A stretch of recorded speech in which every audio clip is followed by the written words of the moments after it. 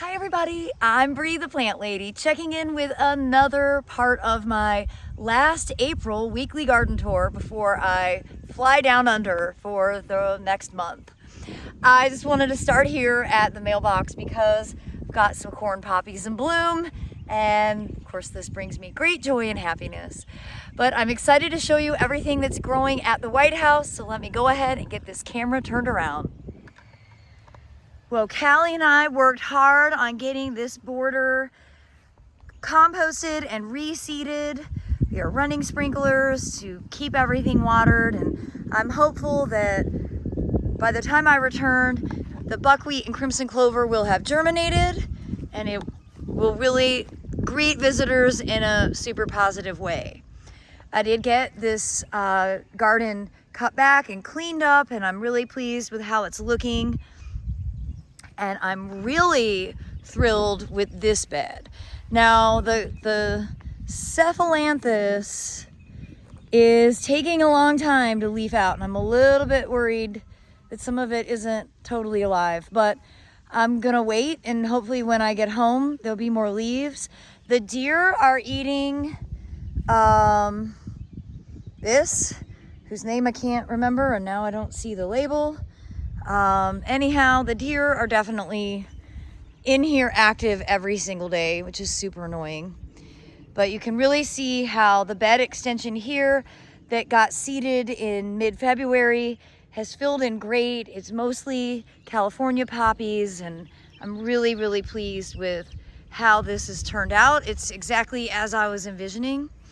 And you can see why I love the crimson clover. This is actually just self-sown from last year, but when it's in bloom, it's such a charming flower, and it just is great to fill in the gaps and prevent weeds from getting established. It's also a nitrogen fixing legume. So it's a really practical plant to include in your gardens because it's such a good cover crop. Well, the pollinator pocket bed and the front patio are really coming back to life. And I just love these Orangium yuccifolium so much. It is such a great texture. I did a talk yesterday at Piedmont Feed in Chapel Hill, and I was kind of commiserating over my decision to put such a vigorous Solidago here. This is Solidago rugosa fireworks. When I get home after the garden tour, I'm gonna start doing some editing in here, but for now, it's gonna stay as it is.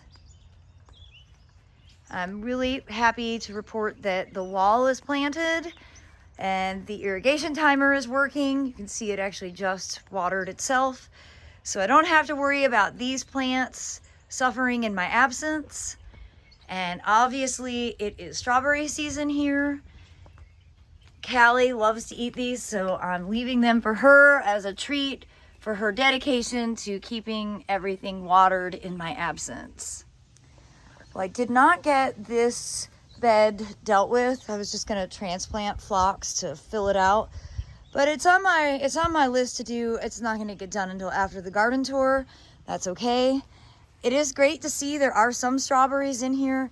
Certainly the deer are eating them with some regularity. Everywhere I look, I see hoof prints, so the deer are quite active. And this clump of California poppy is just so beautiful. I'm not really an orange person until it's California poppy time. The East meets West border is looking really great despite it being very dry. I know I showed you last week the Pycnanthemum muticum is doing what it does, and it's taking over the bed, and I am a-okay with that. There are other plants in here. I think the muticum will end up sort of smothering them out. The viburnums continue to look awesome, but my prediction that the deutzia would be in bloom was wrong. It is not quite flowering yet, and that gives me hope that maybe it will still be in bloom for the garden tour, because when this is in flower, it is a showstopper. All the pots out here are staged and ready in case we need to move them into different sections of the garden to add interest. And just to show you the greenhouse, of course this is compost tea staining the concrete, that'll come out once I power wash. But the pots that I planted last week are doing really well. And I'm pleased to see that rice is starting to germinate. Seeded this very early. Really, I don't recommend doing rice until after Memorial Day weekend. But because of the greenhouse, I'm feeling confident. And of course, the succulent window boxes look beautiful. I'm so glad that I did those early. Those are gonna go back out to hang at the Blue House and look amazing. Got summer seedlings germinating. Those are actually gonna be used for classes that we host in May and June. Say late May and June. We have one event, May 31st, a sip and stroll garden tour. It's just gonna be a lot of fun. You can visit my website, breegrows.com, to get details. And the citrus, the hardy citrus, has germinated. I was nervous that it wasn't germinating, but it did finally. So overall, I'm really pleased with how the greenhouse looks. I think that it's, neat and tidy enough. So when visitors come during the garden tour, they'll be able to walk through here. And I did get a new barn quilt this week, and I love it so, so much. I'm also really pleased to show you that I got the back deck area mulched and cleaned up and expanded the bed and got some trial plants potted and put in the ground to test how they do in various conditions. And then the borders that we seeded at the greenhouse are coming along really well. You can see there's a lot more biomass than even just a week ago. And though they're certainly not gonna be as tall as, other areas of the garden, that's just because this is a brand new bed and it doesn't have that much organic matter in it. It's great to see the start. Even if those poppies bloom short, that's okay. Of course, there is some henbit in here, and that is just going to be how it is. Same thing here. These poppies are looking a bit nutrient deficient. But again, I think it has to do with bed prep, and this being the first year getting these beds planted, just going to be happy with what we have. But I'm really over the moon pleased with how this fence line has come together. Aiden and I were talking about it last night.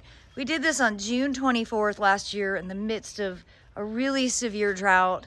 We were just desperate to get the plants in the ground. And I'm so impressed with how vigorous and really robust all this stuff is looking. This is my favorite section. The penstemons are just getting ready to start to bloom. Aiden really likes this area with this great carex. And we were laughing because I'm like, I know we planted lots of other perennials in with the carex. The carex is really taken over, and that is perfectly fine with me. It's such a great texture. When I get back, I'm definitely going to spend some time trying to deal with the smilax. There's really no foolproof way to eradicate it, but at least temporarily I can cut it down and try and starve it and not allow it to photosynthesize. I've given David Sabio permission to raid my nursery because there's some plants in here that are really special, and to be perfectly honest, I think he'll do a better job growing them and getting them in the garden than I will. Most of these have been in pots here for over a year. So hopefully David will make up for me not being here to make videos, and he'll post a few videos from his fabulous garden. David Sabio came over last night.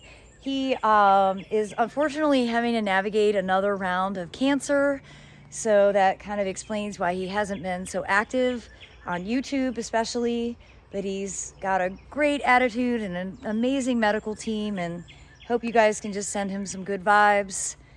He was 3 years cancer-free from pancreatic cancer, and so it's really unfortunate that he's having to go through it again. But I do hope that these weekly garden tours will serve as inspiration for all of you.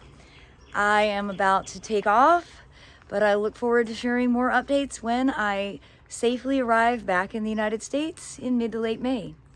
Well, as always, thanks so much for watching, and happy gardening, everybody.